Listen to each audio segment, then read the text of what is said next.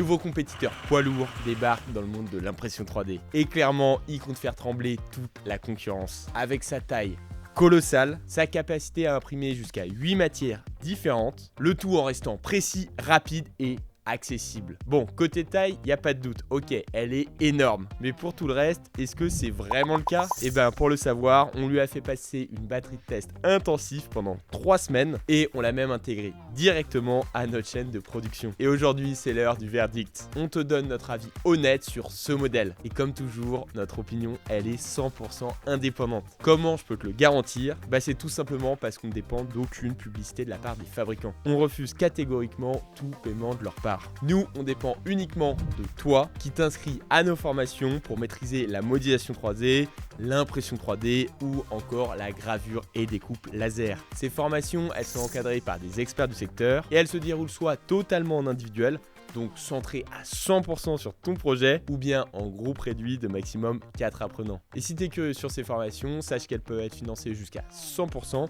Je te laisse un lien en description si tu veux découvrir tout ça. En tout cas, je te remercie dès maintenant de ton soutien et c'est vraiment grâce à ça qu'on peut garder une totale indépendance dans nos vidéos. Et comme d'habitude, si tu veux tenter de remporter la machine, regarde la vidéo jusqu'à la fin, on t'explique comment faire.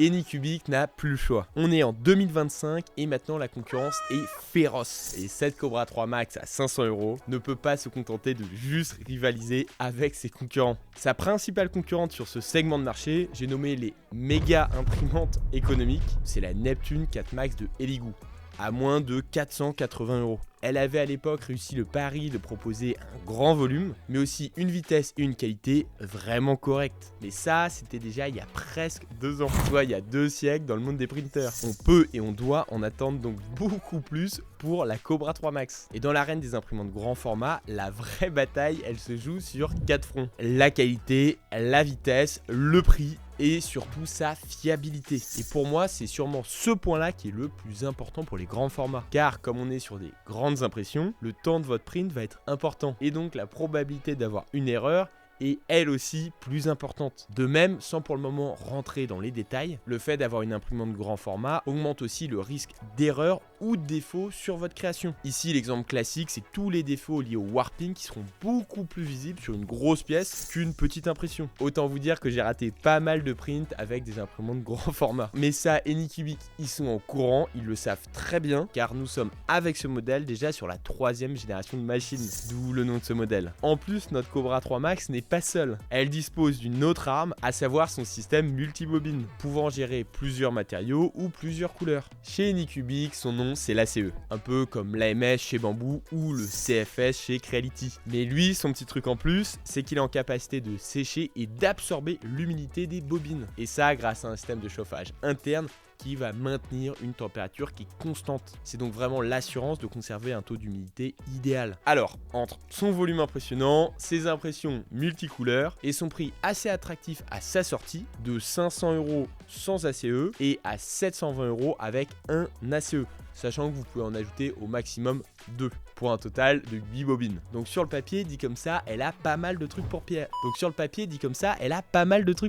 La question à présent, c'est de savoir si elle tient ses promesses. Et ça, c'est ce qu'on va voir après l'avoir déballé.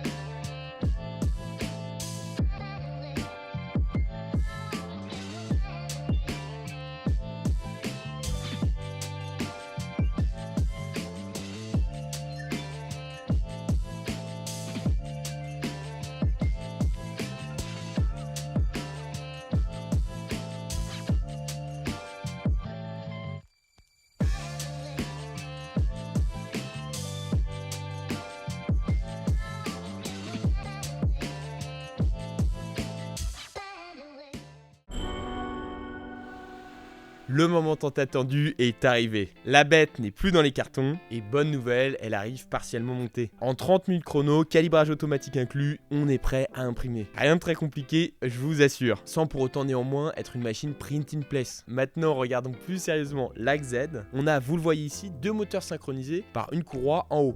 Même chose sur l'axe Y. Et l'axe X, il est soutenu avec une grosse structure métallique et elle est censée réduire les vibrations au cours de l'impression. Et ça, même à pleine vitesse. En revanche, sur la droite, on a l'écran tactile 4,3 pouces et ce dernier est fixe. Ça sera impossible de l'incliner. Ça, c'est un peu dommage. D'ailleurs, chez Anycubic, ils se sont dit que ce serait une bonne idée de tout mettre sur les côtés. De l'autre côté, justement, on retrouve les ports classiques USB et une prise qui est dédiée pour connecter le module ACE.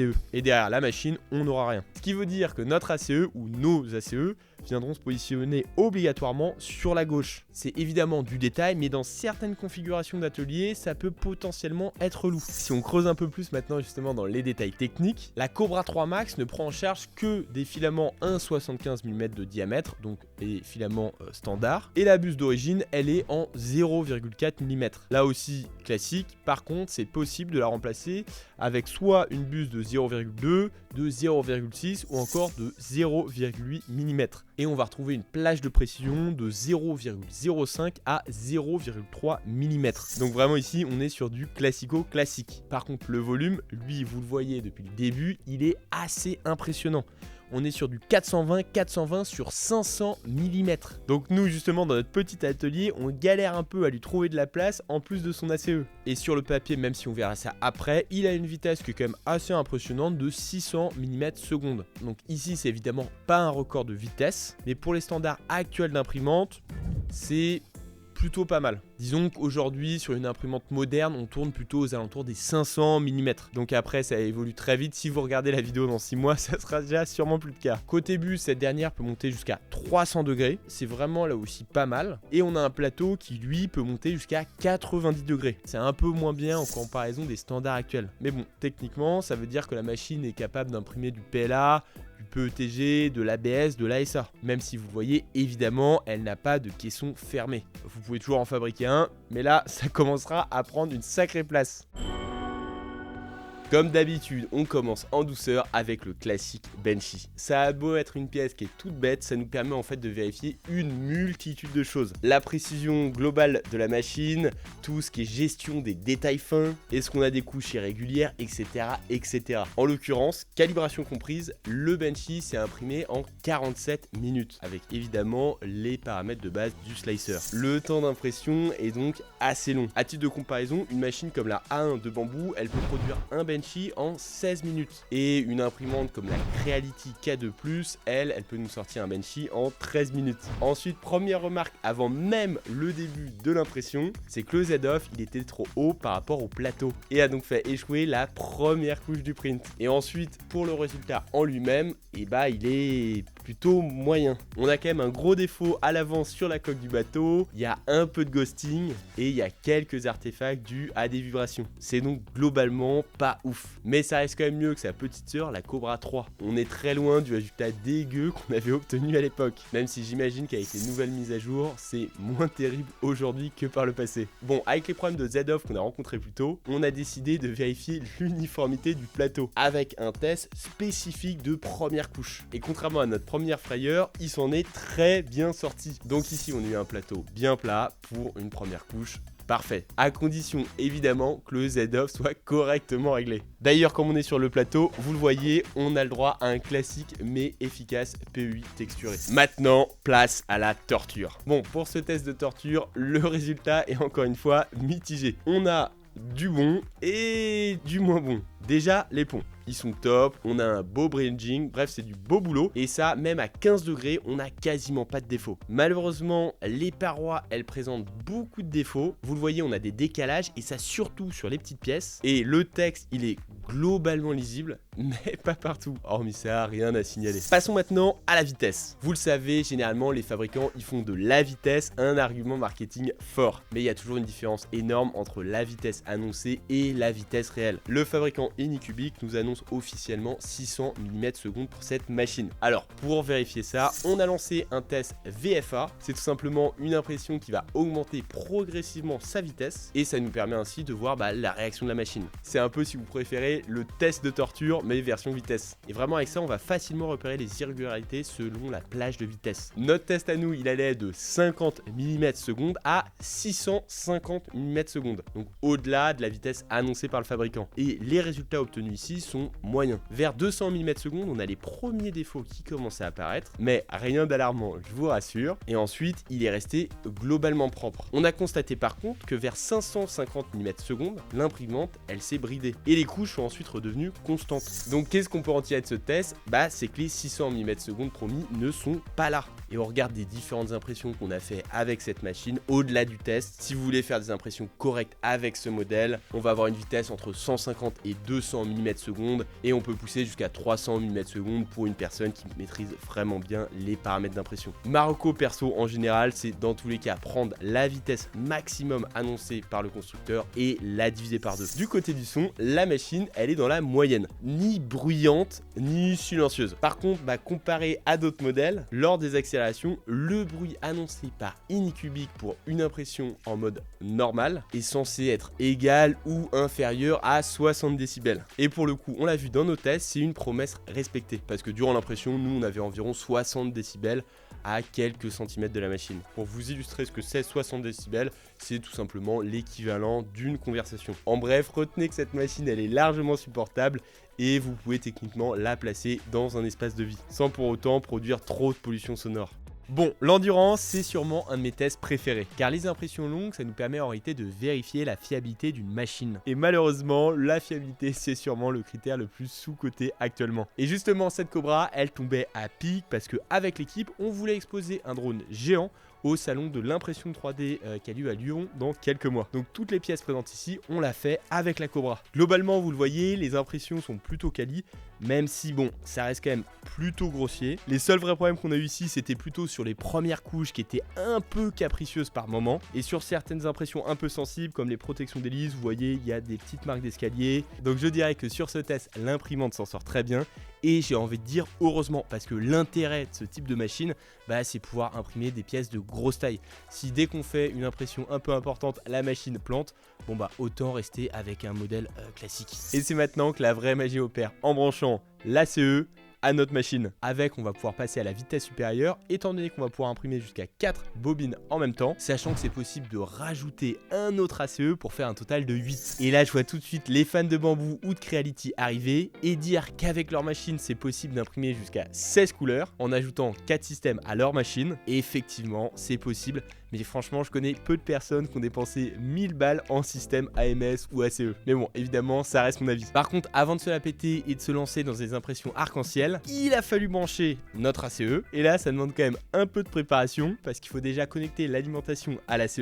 Ensuite, c'est direction la tête d'impression où il a fallu remplacer le tube de base par ce petit hub qui est fourni par l'ACE et qu'on branche directement à la tête. Et ça, c'est un peu relou parce que dès qu'on veut passer le système en multicouleur, on est obligé de passer par ce process. Et moi, la grosse critique que j'ai à faire avec cette machine, c'est vraiment son design, où on a des câbles qui pendent de partout, l'ACE qui est obligé de se mettre que d'un seul côté, on peut pas le mettre au-dessus ni le mettre sur le côté, donc c'est vrai que tout de suite c'est un bazar. Et j'oubliais, il y a aussi un système RFID au niveau de la CE, ce qui fait que l'engin est capable de reconnaître automatiquement les bobines Anycubic. Et évidemment, si vous n'avez pas une bobine de la marque, vous êtes obligé de régler tout ça à la main. Pour les pièces multicouleurs, on a commencé avec un premier Benchy. Le résultat est plutôt pas mal, même si on voit un petit problème de transition entre le rouge et le bleu. Donc ça signifie qu'on aurait dû augmenter la transition, sachant que là, le système ACE, il fait déjà un nombre de déchets pas possible. Par rapport à ses concurrents, donc le système de chez Bamboo ou le système de Creality, je trouve que c'est aujourd'hui le système qui gère le moins bien les déchets. Mais je pense qu'en apportant quelques modifications logicielles, je pense qu'on pourrait déjà régler ça.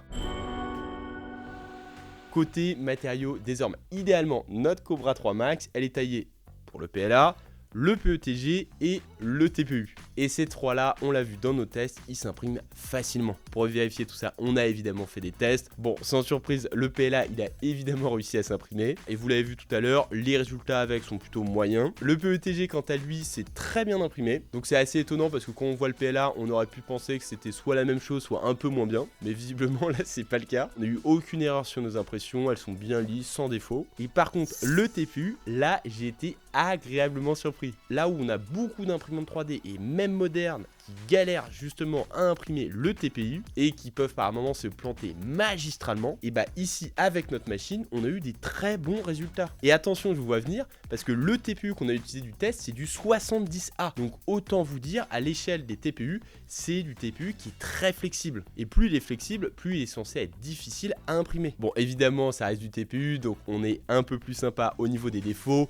Vous pouvez le voir, il y a des petits défauts notamment à l'avant de la coque et quelques problèmes de liaison notamment au niveau des couches et des faces supérieures. Mais bon, ça c'est 3 fois rien pour un TPU aussi flexible. Je suis sûr qu'on aurait travaillé davantage les paramètres et imprimé à une vitesse un peu moins importante, on aurait pu obtenir un résultat encore meilleur. Ensuite, on a voulu tester l'ABS et l'ASA. Donc je le préviens, c'est pas des matières qui sont recommandées par le fabricant, et ça tout simplement parce qu'on est avec une machine qui est ouverte. Alors malgré tout, j'ai pas pu m'empêcher de les tester. Évidemment, je n'ai pas rajouté de caissons durant le test, donc ça c'est vraiment fait à température ambiante. Et voici les résultats qu'on a obtenus. Ça reste très propre même si on a quelques légers défauts de surface. Attention tout de même parce que là les pièces qu'on a imprimées elles sont quand même tout petites, et plus vous imprimez une pièce de grosse taille, plus vous avez de problèmes. Et ça c'est d'autant plus le cas pour des matières comme l'ABS et l'ASA où on a le fameux warping qui rentre en jeu et qui va tout simplement déformer votre pièce. Et pour terminer en beauté le test des matières, j'ai poussé encore plus loin en essayant d'imprimer du polycarbonate. C'est un matériau qui commence à être assez exigeant et qui est vivement déconseillé pour ce type d'imprimante. L'ABS et l'ASA c'était déjà pas simple à imprimer avec une machine ouverte, alors là imprimer du PC c'est encore pire. Et bien résultat des cours, ça s'est partiellement imprimé et la pièce est malheureusement décollée vers la fin. C'est dommage parce que le reste de l'impression elle s'était très bien passée. Donc question matériaux, cette imprimante elle s'en sort plutôt correctement. On va dire qu'il n'y a pas de mensonge sur la cargaison. Tout s'est bien imprimé même si elle fait pas des miracles avec du PLA. Je peux donc vous certifier que l'extrudeur est excellent. Petite mention spéciale pour la caméra qui a été livrée dans une petite boîte à part de la machine. Il n'y avait aucune fixation qui était fournie. Simplement les fichiers sont disponibles sur le site d'Anycubic. Donc je sais pas quoi penser de tout ça. D'un côté c'est cool parce que ça nous permet un peu de custom nous-mêmes la machine. Bon, d'un autre ça fait un peu cache-misère. Et sinon pour la qualité de la caméra en elle-même, bah, je vous laisse juger. C'est pas ouf, mais bon, ça fait le taf. C'est maintenant l'heure du bilan, donc commençons avec les bons points. Bah évidemment, son volume d'impression, c'est clairement son atout majeur. Plus grand que les 350 mm que la Bamboo H2D, c'est vraiment propre. Autre point fort, même si c'est pas directement sur la machine, c'est son ACE Pro. Je le dis régulièrement, mais le système multicouleur de Anycubic fonctionne très très bien. Et c'est peut-être actuellement l'un des meilleurs du marché, surtout par rapport à son prix. Mais bien sûr, avec cette machine, tout n'est pas parfait. D'abord, bah, c'est un peu le revers de la médaille, elle est quand même vachement massive. Évidemment, c'est pas une surprise, mais le design n'est pas non plus super bien pensé. Ses connecteurs et son ACE, ils se trouvent sur la gauche, ce qui fait qu'on n'a pas vraiment de possibilité pour la placer. Et je vous assure qu'il faut de la place. Si vous êtes en appart, c'est mort. Pour ce qui est du montage de la machine en elle-même, c'est pas sorcier. Mais c'est vrai que si c'est votre première machine, c'est peut-être un peu long et fastidieux. Et ça, même si le manuel, je trouve qu'il est plutôt bien fichu. Disons qu'aujourd'hui, la norme, c'est vraiment d'avoir des machines print in place. Faut aussi noter en défaut un leveling qui est loin d'être parfait. Faut vraiment être aux aguets sur la première couche, car sinon on se retrouve à imprimer 2 voire 3 fois notre modèle. Et ça, c'est donc une grosse galère en vue pour les débutants. Et enfin, dernier point un peu relou, bah c'est la purge. Et c'est là que le bas blesse aujourd'hui avec Anycubic sur son système de gestion multicouleur, c'est qu'elle consomme vachement de filaments. La quantité de filaments gaspillés entre chaque changement de couleur est assez choquante. Chaque impression multicouleur va malheureusement vous laisser un petit cimetière de plastique. Bon, comme d'habitude, vous pouvez tenter de gagner la machine, et pour ça c'est super simple, il vous suffit d'être abonné à la chaîne, de liker cette vidéo et de la commenter. Et nous, avant la sortie de la prochaine review, on sélectionne un gagnant et on l'annoncera dans la prochaine vidéo. Et justement, c'est l'heure d'annoncer le gagnant de la dernière review. Son nom s'affiche juste là, bravo à toi. J'espère que tu vas bien kiffer tes prints. Alors, cette Cobra 3 Max, est-ce qu'elle est immense et révolutionnaire? Immense, sans le moindre doute, mais révolutionnaire, ça dépend évidemment de ce que vous attendez. Car pour 500 €, vous trouverez plein de machines de qualité égale ou meilleure. Si vous craquez pour ce modèle, ce sera avant tout pour son gigantesque plateau. Et franchement, si c'est le cas, vous ne serez pas déçus. À 500 €, ça reste une belle affaire. Mais honnêtement, il faut avoir l'utilité du grand format. Franchement, dans 95% des cas, une machine classique suffit. C'est pourquoi je recommande plutôt ce modèle à des printeurs qui ont déjà une imprimante de taille standard potentiellement de meilleure qualité, qui n'ont pas forcément un budget énorme pour acheter des imprimantes 3D professionnelles et qui ont vraiment besoin d'imprimer de temps en temps des pièces de grand format. Mais disons que cette machine sera davantage accessoire et sera vraiment en complément de votre machine principale, à moins de devoir fabriquer des pièces géantes à H24. Mais évidemment, c'est mon avis et je sais qu'on rêve tous secrètement de faire des impressions 3D géantes. En tout cas, si c'est le cas, le mieux c'est de savoir modéliser vos impressions et de savoir utiliser à 100% votre machine. Et pour ça, c'est très simple. Je vous rappelle qu'on propose une formation en individuel ou en petit groupe qui peut être financée jusqu'à 100%. Donc si ça vous intéresse, je vous rappelle que le lien est en description. Et moi, je vous dis à très vite.